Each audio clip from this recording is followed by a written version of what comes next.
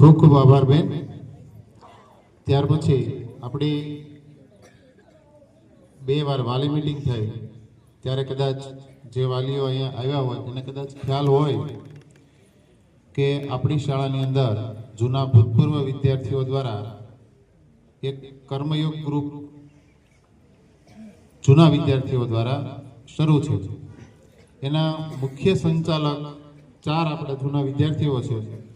ચેતન નરસિંહભાઈ કાછડિયા પિયાવા હાલ સુરત, પ્રફુલ્લ છગનભાઈ નાકરાણી વંડા હાલ મધ્યપ્રદેશ, અનિલ ચુનીલાલ નાકરાણી વંડા હાલ બેંગ્લોર, સાગર વઘાસિયા વંડા હાલ સિંગાપુર। આ ઉપરાંત ઘણા બધા લગભગ 70 આપણા જૂના વિદ્યાર્થીઓ છે એ આર્થિક રીતે નબળા અને ભણવામાં હોશિયાર હોય એવા વિદ્યાર્થીઓને યોગદાન આપે છે। દર વર્ષે આ વિદ્યાર્થીઓને ચોપડાઓ, યુનિફોર્મ, સ્કૂલ કીટ, સ્ટેશનરી, ઇનામ, પ્રોત્સાહિત રોકડ સહાય પેટે અંદાજિત 1,80,000ની અત્યાર સુધીની સહાય પૂરી પાડી છે। તો આ સમગ્ર ગ્રુપનો આપણે ખૂબ આભાર માનીએ। તેના પ્રતિક રૂપે આ વર્ષે અમે લગભગ આવા 50 વિદ્યાર્થીઓની એક કસોટી લીધી। તેમાંથી જે વિદ્યાર્થીઓ સિલેક્શન પામ્યા છે કદાચ તેના વાલી પણ આજે જો હાજર હોય તો વાલી અને વિદ્યાર્થી અહીંયા આવશે। એના પ્રોત્સાહિત રૂપે 1,000 રૂપિયાના ચેક છે એને આપવાના છે। તો મંજી બાપા, અરવિંદભાઈ અને સંજયભાઈને વિનંતી કરું કે જો વાલી આવ્યા હોય તો વાલી અને વિદ્યાર્થી બંને આવશે। વિદ્યાર્થીનું નામ છે આંકોલિયા રુચિકા કાળુભાઈ।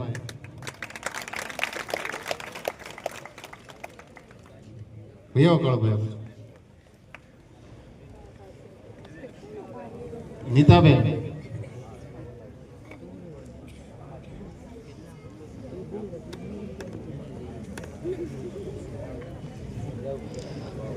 બીજા વિદ્યાર્થી છે પનારા નિર્મળ વજુભાઈ।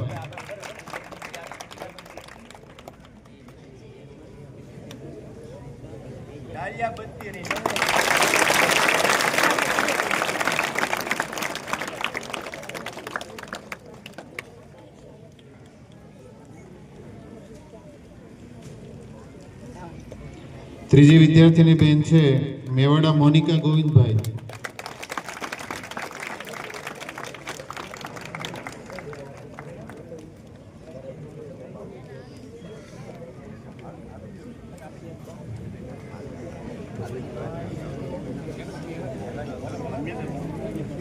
મમ્મી ને પપ્પા બંને આવ્યા હોય તો બંને આવજો।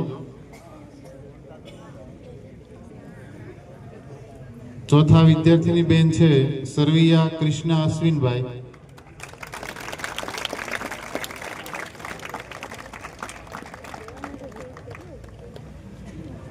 આભાર નીતાબેન।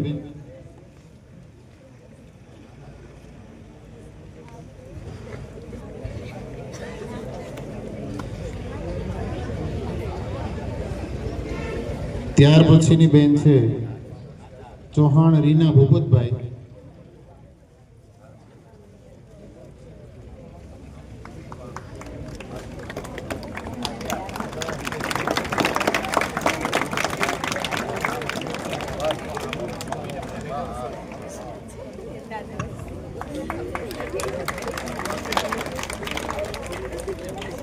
જે બહેનો કીટ લેવામાં બાકી રહી ગઈ છે પછી અહીંથી આવીને કીટ લઈ જાય। ત્યાર પછીની બેન છે વાઘ મહેશ્વરી નરેશભાઈ।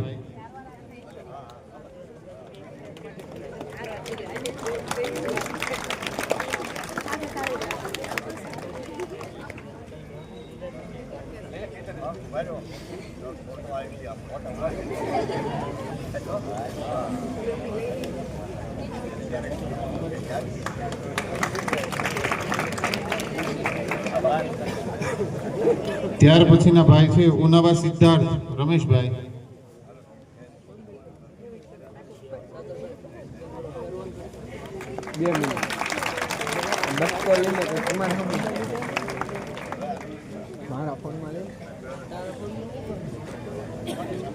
ઉનાવા સિદ્ધાર્થ ત્યાર પછીની બેન છે પરમાર મયુરી રાજુભાઈ.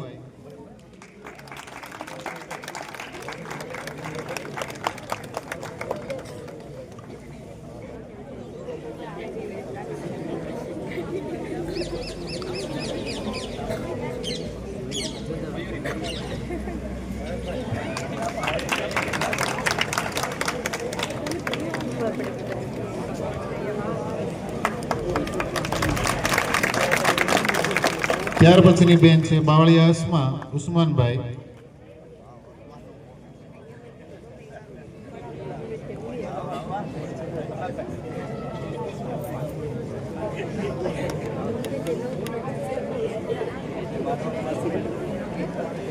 ત્યાર પછીના ભાઈ છે ખસિયા જેનિલ ગોકુળભાઈ.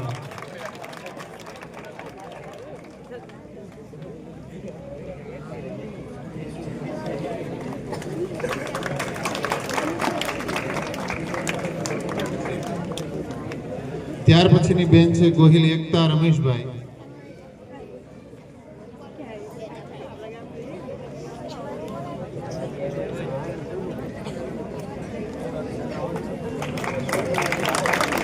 આ બાળક ખોબાથી આવે છે, માત્ર સ્કૂલ ઉપર આધારિત છે, ટ્યુશનનો કોઈ સ્કોપ નથી અને અમારી શાળાનો રેન્કર વિદ્યાર્થી છે.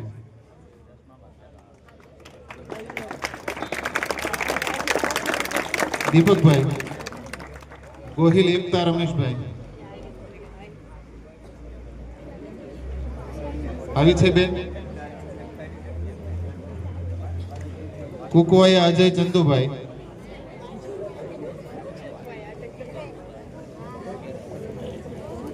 જોગરાણા પાયલ હકાભાઈ.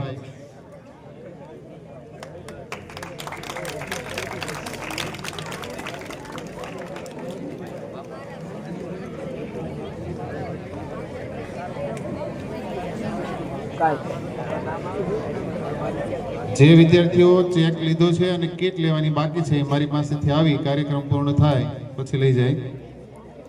ત્યાર પછીના ભાઈ છે મહેતા અર્જુન મનુભાઈ.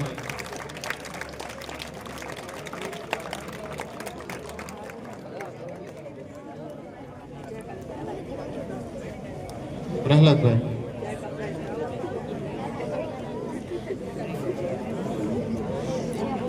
ત્યાર પછીની બેન છે ધાકડા મિનલબેન દિલુભાઈ. પ્રવીણભાઈ.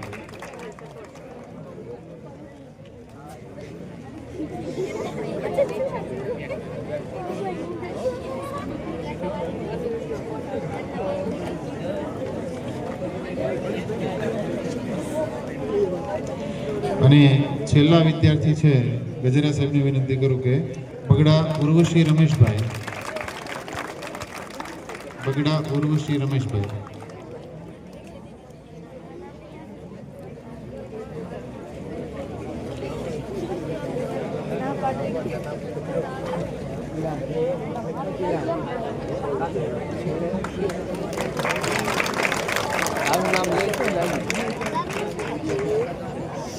કર્મયોગ ફાઉન્ડેશનના આપણે ચેક વિતરણ અને કીટ વિતરણ પૂર્ણ કર્યા બાદ અમારી શાળાના મેનેજિંગ ટ્રસ્ટી શ્રી મંજી બાપાની વિનંતી કરું કે આપણને પ્રસંગોચિત ઉદ્બોધન કરશે.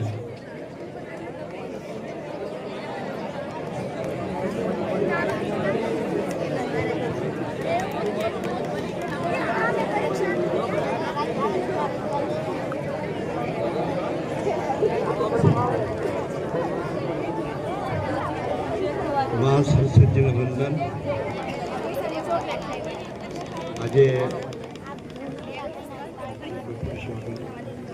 આજે વંડા ગ્રામ વિસ્તાર કેળવણી મંડળ સંચાલિત પીએસ હાઈસ્કૂલ, આ હાઈસ્કૂલના કાયમના માટે તમામ સમારોહની અંદર હાજરી આપનાર મારા ભાઈ શ્રી અરવિંદભાઈ, આ શાળાના આચાર્ય ભાઈ શ્રી સંજયભાઈ, આ શાળાના શિક્ષક ભાઈઓ અને બહેનો,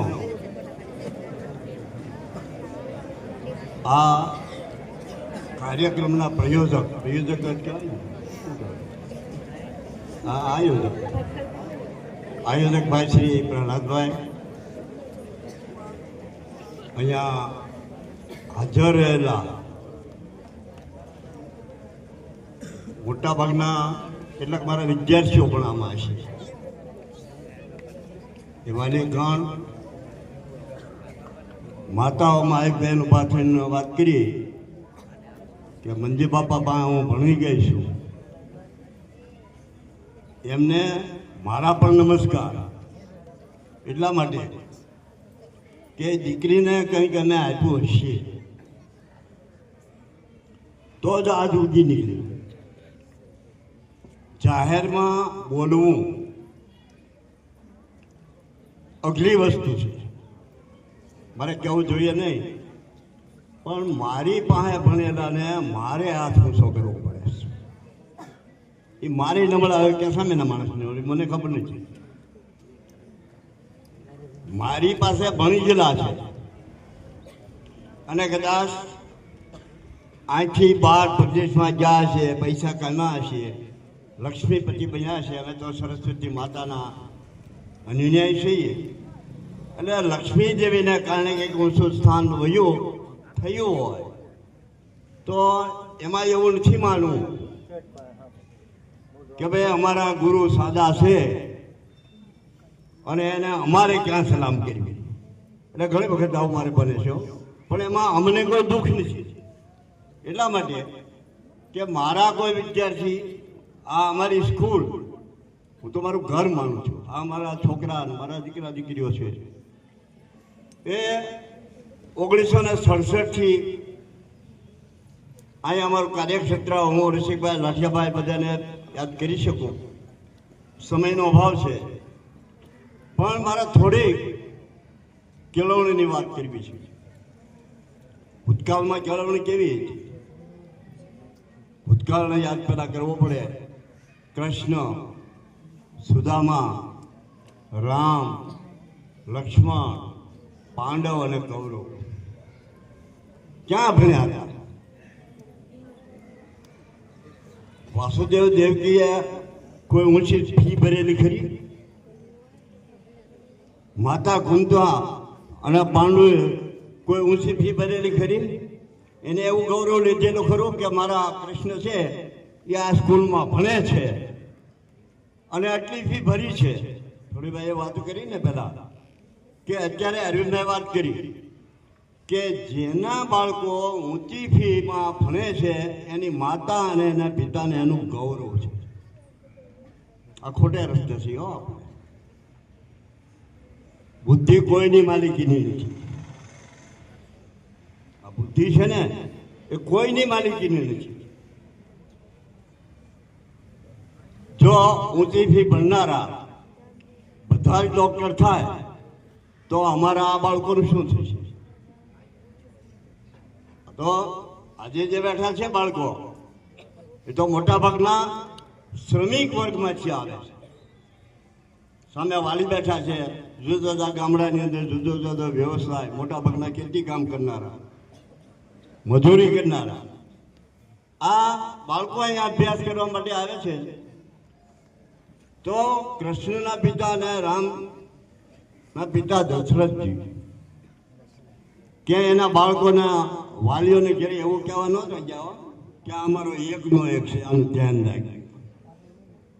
અને લાકડા કપા નહીં મોકલતા, આને ગાયું ચલાવવા માટે નહીં મોકલતા, આને વાસણ એની પાસે નહીં બંધાવતા, આની પાસે રસોઈ નહીં બનાવતા, આની પાસે ભિક્ષાવૃત્તિ નહીં કરાવવા. ક્યાંય જાતા ખરા? આજે તમારી સ્થિતિ હું કેવું મને? તમે જ્યારે તમારા બાળકને નિશાળમાં જ્યારે મૂકવા આવો ત્યારે પહેલી તો એ જ ભલામણ કરો છો કે આને તમે કાંઈ કહેતા નહીં. બાળકની હાજરીમાં જો એના શિક્ષકને તમે કાંઈ કહો કે આને તમે કાંઈ કહેતા નહીં, મારો એકનો એક છે આ મુન્નો, મારો એકની આ મુનિ છે, તો એ મુન્નો કે મુનિ ભણવાના ખરા? કોઈ દિવસ ન ભણે. એ મુન્નો અને મુનિ ભણે જ નહીં. આ અમારા શિક્ષક બંધુઓ બેન, આ વિદ્યાર્થીના આમ ગણીએ તો એ માતાને પિતા તુલ્ય છે. ભાઈ દીપકભાઈ ઘડીક બેઠ, એ માતાને પિતા તુલ્ય છે. આ અમારા બાળકો અમારા દુશ્મન છે. અમારા દુશ્મન કોઈ નહીં. હવે તો પરિસ્થિતિ એવી આવી છે કે બાળકની પાસે સ્કૂલની સફાઈ પણ કરાય. મારે કઈ સરકારનું ન બોલાય, પણ બોલું છું. એક બાજુ તમે સ્વચ્છતા અભિયાન દિલ્હીથી વાઇક છૂટે ગામે ગામ સ્વચ્છતા અભિયાન, અને પાછા એમાંથી જ કેટલાક માણસો સમજે કે ભાઈ અમારા છોકરા નિશાળમાં સફાઈનું કામ કરશે નહીં. આ બેનો ક્યાં મેળ બેસે? આ બેનો મેળ ક્યાં બેસાડવું? જો સરકારે કે વાલીઓએ પોતાના બાળકો પાસે આવું કાર્ય કરાવવાનું ન હોય તો સરકારે કાં નિશાળની અંદર સેવક આપવા જોઈએ, અને કાં વાલીઓએ એવી સગવડતા કરવી જોઈએ ફાળો કરી ફાળો કરીને એવી સગવડતા કરી જેવી જોઈએ કે બેન કે ભાઈ રાખીને એનો પગાર એમ શું કરશે? છે કોઈ આવું? આવું કોઈ નથી. આ બાળક, હું તો અહીંયા વારંવાર કહું છું, આ બાળકોને કહું છું કે ભાઈ તમે ભણો ખરા, પણ તમારા માતા પિતાનો જે કાંઈ પણ વ્યવસાય હોય, કોઈ વ્યવસાય નબળો નથી હો. થોડી વાર પહેલા મને વાત કરી ભાઈ કે ખિસ્સું કાપવું એ વ્યવસાય નબળો છે. કોકની પાસે બનાવટ કરીને પૈસા લઈ લેવાય એ નબળો વ્યવસાય છે. પણ મજૂરી કરી કપાસ વીણીને સાંજે 2 કે 3 મણ કપાસ વીણીને 500 રૂપિયા મેળવવા એ કોઈ નબળો વ્યવસાય નથી. અને એ ઉત્તમ વ્યવસાય હું બધી ગણું છું કે મહેનત કરી એના લોહીના પૈસા છે, પરસેવાના પૈસા છે, એ ઉત્તમ વ્યવસાય છે. તો જૂના જમાનામાં જે શિક્ષણ પ્રથા હતી, અમારા સમયની પણ વાત કરું કે સોટી ભાગે સમસમ ને વિદ્યા આવે રમજો. સોટી ભાગે સમસમ, વિદ્યા આવે રમજો. અમને જે અમારા ગુરુઓ ભણાવતા હતા એને પણ યાદ કરો. લીલાબેન, ડાયાભાઈ પરમાર, રાધાબેન, પ્રતાપભાઈ, આ મારા ગુરુજનો હતા.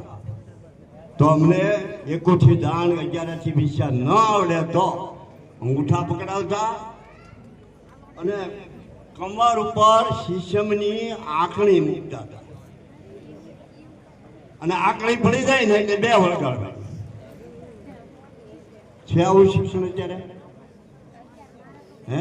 એમાં જો મેં આંકણી મારી હોય તો એમાં આમાં કોઈને ધોલ ફપાટ કર્યું હોય અને આકસ્મિક કંઈક બન્યું હોય કે ભાઈ ધોલ મારવાની હોય ને એનો પડદો ફાટવાનો હોય, કાગળને 2 ઊંડાને ભાંગવું. ત્યારે તો હું જોઉં છું, તમે પણ જોતા છો ટીવીમાં, કે શિક્ષકની બજારમાં કે સમાજમાં કે સરકારમાં, મારે કાંઈ બોલવું ન જોઈએ એના માટે, પણ આ પૃથ્વી ઉપર ઉત્તમમાં ઉત્તમને જીવ અને ઉત્તમમાં ઉત્તમને બધા કરતા મોટો હોય ને તો એની સામે બેઠેલા બધા ગુરુઓ છે. આ ગુરુઓને ખોટો હાંસો કરીને મત લઈ જનાર, ખોટો હાંસો કરીને પ્રમાણિકપણે કોઈ જીતતો નથી. હું પણ એમાંનો એક છું. પ્રમાણિકપણે કોઈ જીતતો નથી. ખોટું હાંસો કરીને લઈ જનારા એ શિક્ષકોને ધમકાવે છે કે તમે બરોબર ભણાવતા નથી. ગામડા બધું પેલા ધૂળી શાળા હતી,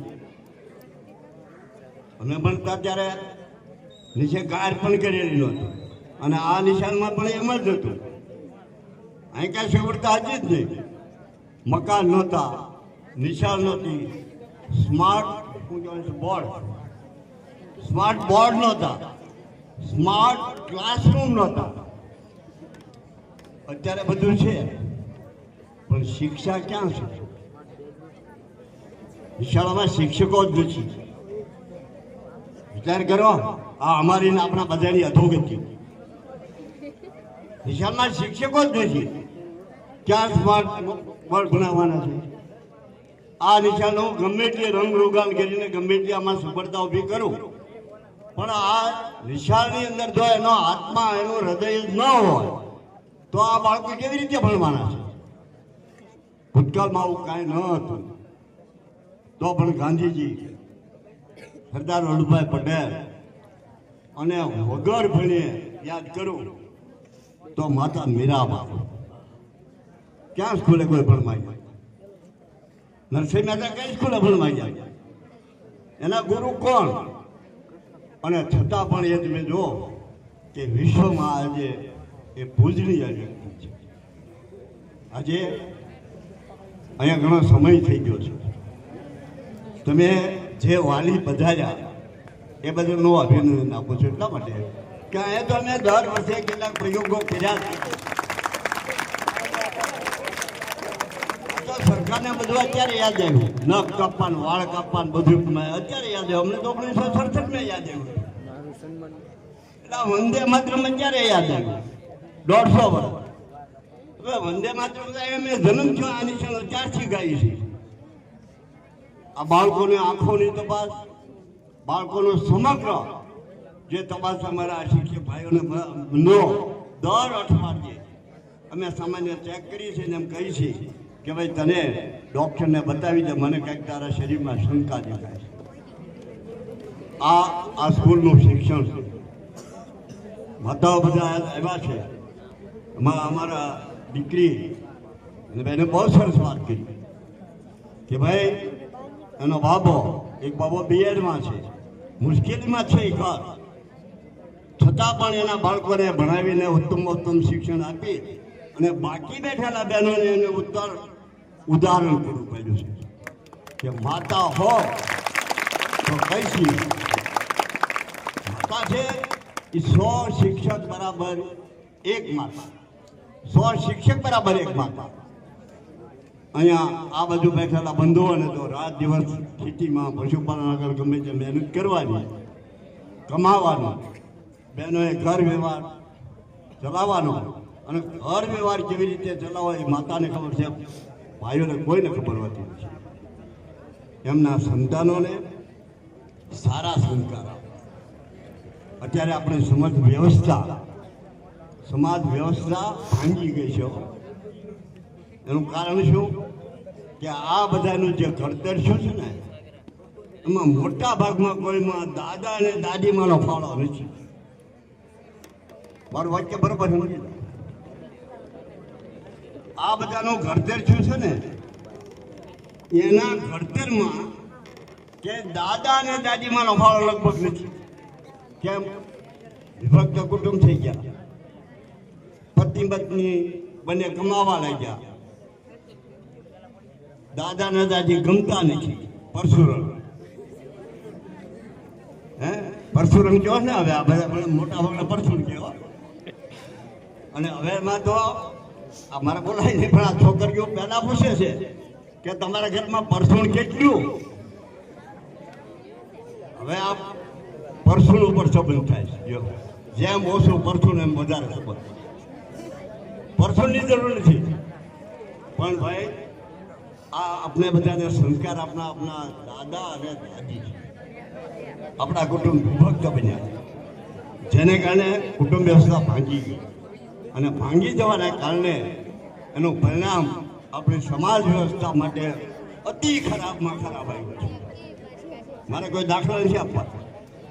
કોઈ ગામ એવું નથી કે જેમાં કોઈ હલકામાં હલકી પ્રવૃત્તિ બની ન હોય. કોઈ જાહેર મારે કેટલી વસ્તુ જેવી બરોબર નહીં આ છે, પણ જો તમારા બાળકના સંસ્કારો તમે સારી રીતે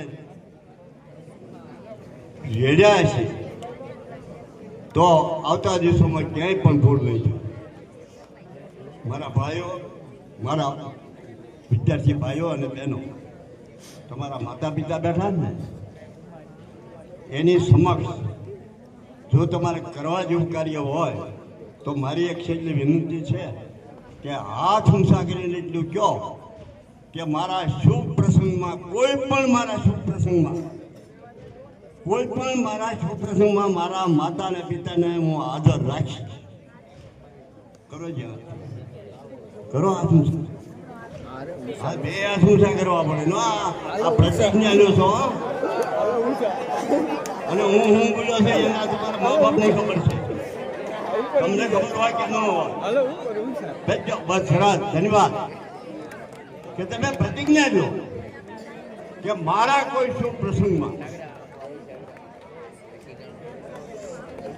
નરસિંહ મહેતા મામેરું ફરવા જતો ને કાંઈ નહોતું બિચારો, સાધુ સંતોની ટોળકી લઈ અને ત્યાં પણ એમને કેટલું સાંભળવું પડ્યું. આપણા તમે બધા મેં વાત કરી સંસ્કૃતની કે મેં સંસ્કૃત ગીતાના પાઠ, ભલે તમે ગીતા છે, કુરાન છે, તમને જે કાંઈ પણ ધર્મ તમારો હોય આમાં કોઈ અમે એવો કોઈ ફોર્સ પાડતા નથી કે ભાઈ આ વસ્તુ તમારે શીખવી જોઈએ. કોઈ પણ ધર્મ અને તમામ ધર્મોની અંદર એક સરખા ગુણ છે. કોઈ ધર્મની અંદર એવું કીધું નથી કે વ્યાજ વટાવનો ધંધો કરવો. કોઈ ધર્મમાં એવું નથી કીધું કે દારૂ પીવો. કોઈ ધર્મમાં એવું નથી કીધું બેન દીકરીનું વેચાણ કરવું. કોઈ ધર્મમાં અનીતિનું કાર્ય કરવા માટેનું કોઈ ધર્મ, બધા ધર્મ સમદ્રષ્ટિ છે પણ જુદા જુદા વાળા છે.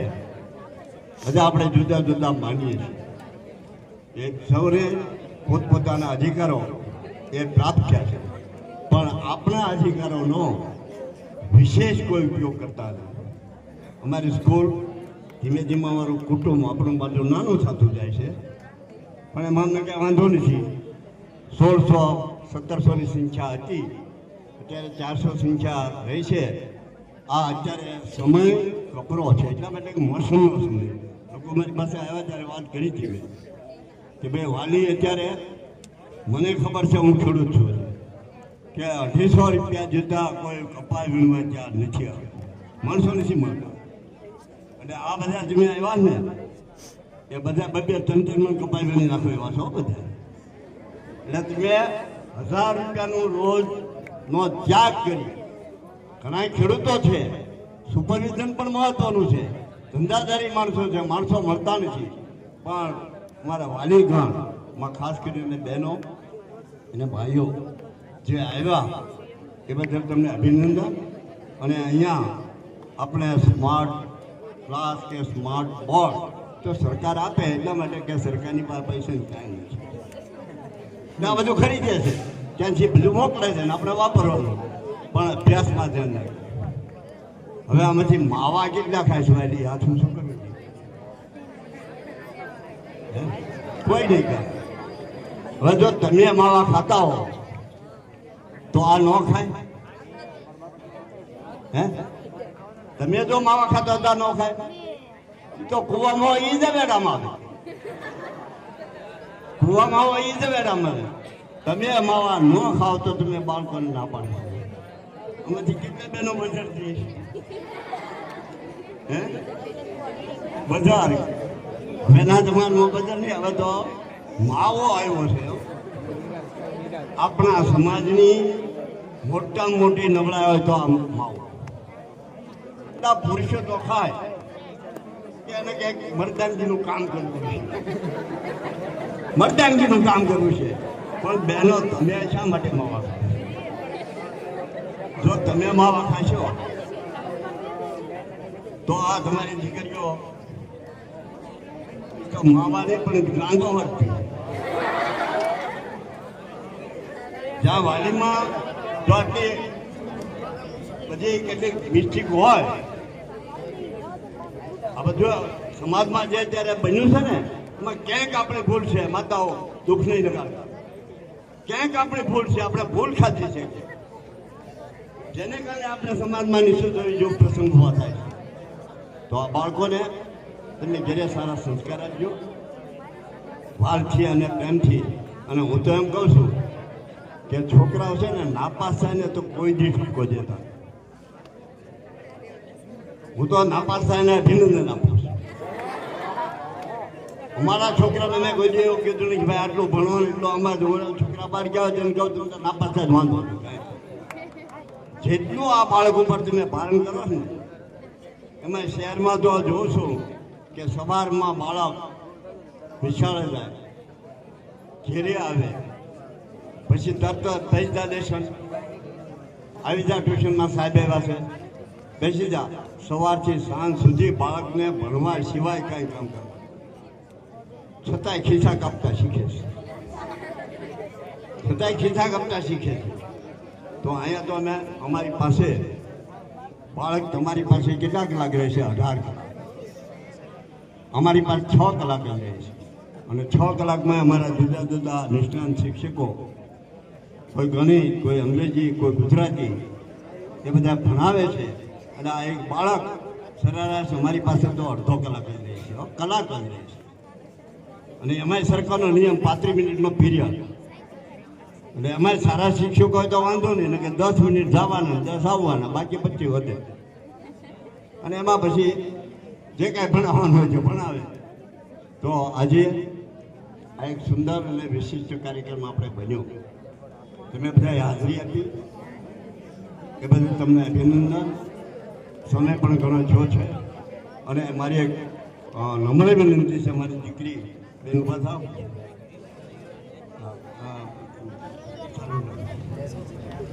જાહેરમાં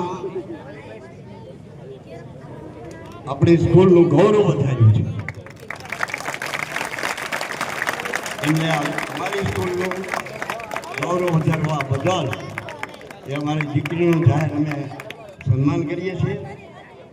એમના સંતાનો વધારે આગળ વધે એવા અમારા શુભ આશીર્વાદ છે. અને તમે તમારા જીવનમાં વધારે સંઘર્ષ કરી અને સુખી જીવન જીવો એવો અમારો નમ્ર ભાવ છે. હું તો કાંઈ ઓળખતો નથી. આમાંથી કેટલાક દીકરીઓ છે, અને કેટલાક ભણેલા છે, એ તો મને આમાં મળે ત્યારે એમ કે સાહેબ હું તમારી પાસે ભણી ગયો છું, તો એ મને ખબર પડે છે. એટલા માટે કે 18,000 બાળકો અહીંથી ભણીને ગયા છે. કેટલાય વકીલ, કેટલાય ડૉક્ટર, કેટલાય અધિકારીઓ, કાંઈ ખબર ન હોય તો આજે અમારા એક દીકરીએ આ સ્કૂલનું ગૌરવ વધાર્યું. એમને પણ ધન્યવાદ આપું છું. અને આવતા દિવસોમાં એક નક્કી કરે કે અન્ય જ્યારે બોલાવીને ત્યારે મહેરબાની કરીને આવો. પછી આપણે બીટી તો છે, ડુંગળી તો છે. જો ભાઈ, ડુંગળીમાં કેટલા હેરાન થાય તો એ જે ડુંગળી કરીએ છીએ, પણ આના ઉપર એટલી મહેનત કરી આના પર નથી કરતા કાંઈ નહીં. ઓલે તમારા અરવિંદભાઈ પણ આવીને ક્યાં ગઈ ઓલો કેવો લાગ્યો છે? આમાં કાંઈ રોગ નથી, મને આવડતા નથી. હવે લાગ્યો છે કે ભાઈ આમાં આ આપો ને આમાં આપજો. અરવિંદભાઈ કહે ભાઈ આમાં આ નાખો એટલે આમ થાય ને, આ નાખો એટલે આમ થાય ને, આ નાખો એટલે આમ થાય, અને આ નાખો તો તમારે રોટા બેટે ફેરવવું પડશે. આવી વસ્તુ છે. તો તમારા બાળકો તમે ધ્યાન રાખો. આજે તમે વધાર્યા, જ્યારે તમને બોલાવવામાં આવે, આ સંસ્થા તમારી માલિકીની છે. અમારે કાંઈ આમાં ઢગું લઈ જવાનું નથી, અને કોઈ લઈ ગયું પણ નથી. તો આ સંસ્થાને યાદ કરીએ તે વધારે તે બદલ અભિનંદન. સૌનો આભાર.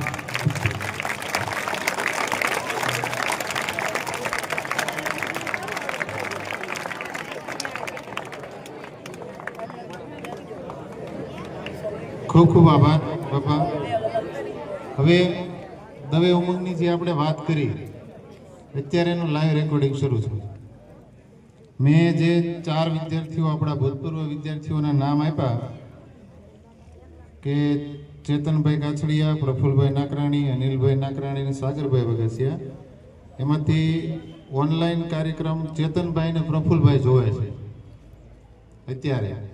એટલે દીપકભાઈ ઉપર ફોન આવ્યો કે દવે ઉમંગ ધોરણ 12 સુધી જે ભણવું હોય, ધોરણ 10 પછી 11માં જે ભણવું હોય, 12માં જે ભણવું હોય, તમામ ખર્ચો કર્મયોગ ફાઉન્ડેશન ઉપાડે છે. આ બધા આપણે કર્મયોગ ફાઉન્ડેશનનો ખૂબ આભાર માનીએ. તો જે કાર્યક્રમની આપણે રાહ જોઈએ છીએ, એ કાર્યક્રમ શરૂ કરતા પહેલા આચાર્યશ્રીને વિનંતી કરું કે આપણને પ્રાસંગોચિત ઉદ્બોધન કરશે.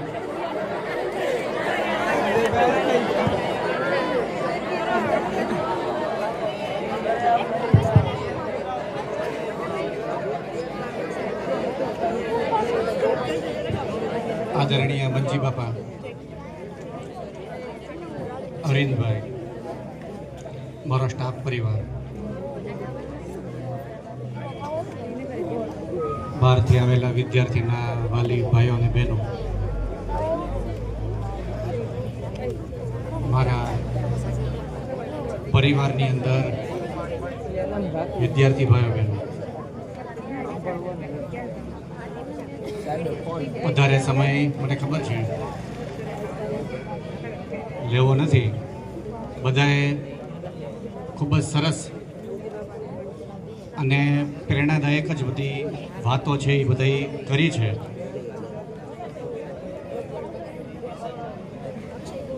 જ્યારે પણ બંજી બાપાએ કીધું એમ અમે બોલાવીએ એટલે વાલીઓ છે એ આવવું જ જોઈએ.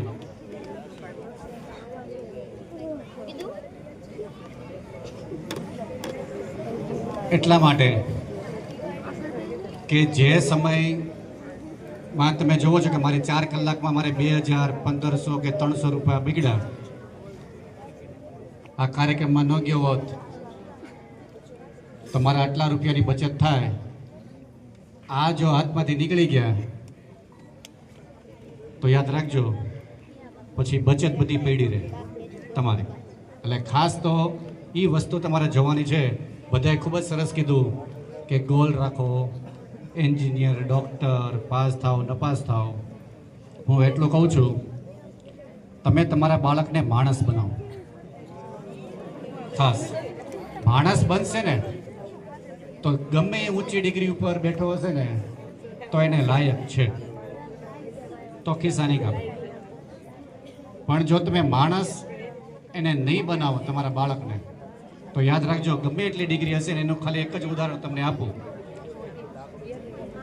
કે 10મા ધોરણમાં પહેલો નંબર આખા બોર્ડની અંદર, 12મા ધોરણની અંદર બોર્ડની અંદર ગુજરાતમાં પહેલો નંબર, યુપીએસસી પરીક્ષા છે પાસ કરી, ક્લાસ 1 અધિકારી અત્યારે જેલમાં છે. વિચાર કરો કારણ શું કે ગમે એટલી ડિગ્રી તમારી પાસે હોય પણ એને તમે લાયક થયા નથી. બરાબર છે સતીશ વર્મા? બરાબર છે કે કહેવાનું શું છે કે ગમે એટલી ડિગ્રી છે, ગમે એટલું પ્રેશર દબાણ હોય, પરંતુ તમે એની માટે છે એ લાયક હોવા જોઈએ. તમે જો લાયક છો તો વાંધો નથી. બીજું તમારા બાળકોને છે એટલું શીખવાડો કે ગમે એવી પરિસ્થિતિ હશે સહન કરતા શીખે, કોઈ પણ જેવું તેવું પગલું ન ભરે. બહાર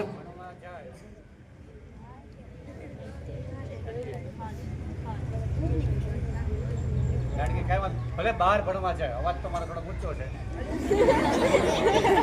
પરંતુ એટલું શિક્ષણ આપો કે આઈ પણ નાની વાત હોય તમને કે નાનામાં નાની વાત, રાતે ભલે ફોન કરતો હોય છે, ભલે તે શું ખાધું શું પીધું બધી વસ્તુ ચર્ચા બરોબર છે, પણ આખા સમય દરમિયાન આ સ્કૂલની અંદર છે એ પોતે કહેવા માંગે છે કે સંજીવભાઈ આમ કર્યું, બરોબર છે, પ્રવીણ સાહેબે આમ કર્યું, ડીપી સાહેબ આમ કરતા હતા, પણ તમે હવે બે જાને તું કરવા માટે તારું આપણે તરત શું કરીએ છીએ હડસેલીએ છીએ આપણા બાળકો.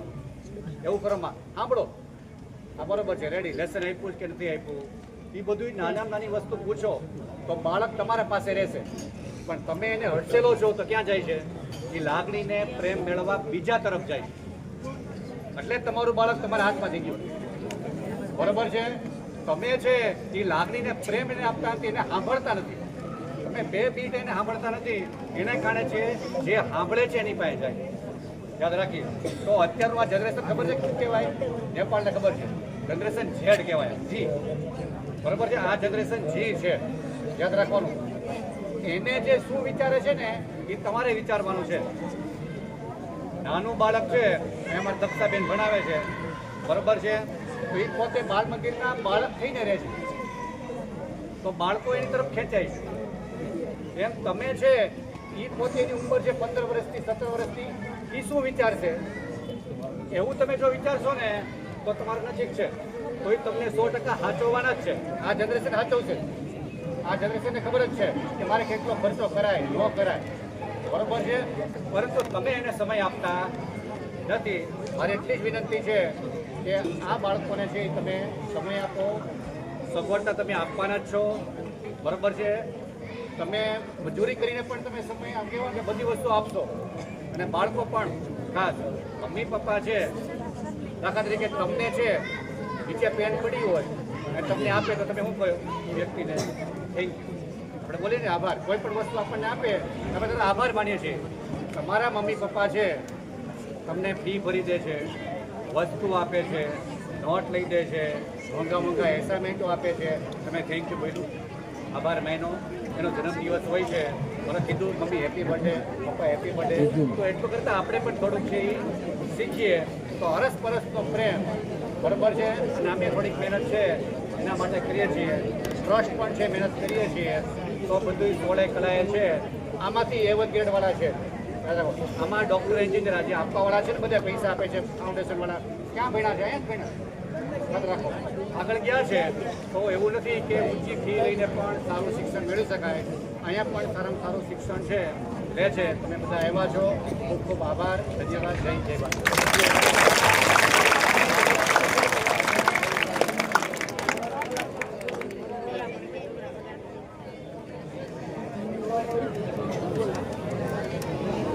જે કાર્યક્રમ માટે આપણે અહીંયા ઉપસ્થિત થયા છીએ તેમાં ખાસ વિદ્યાર્થી અને વાલી કઈ રીતે આપણે પૂજન કરવાનું છે, અહીંયા 12 ખુરશી મુકાશે. સૌથી પહેલાં જે વિદ્યાર્થીના માતા અને પિતા બંને આવ્યા છે એ આવશે. માતા અને પિતા ખુરશી ઉપર બેસશે. વિદ્યાર્થી સૌપ્રથમ નીચે બેસી માતા પિતાના જમણા પગના અંગૂઠા ધોઈને કંકુ ચોખા દ્વારા પૂજન કરશે, કુમકુમ તિલક કરશે.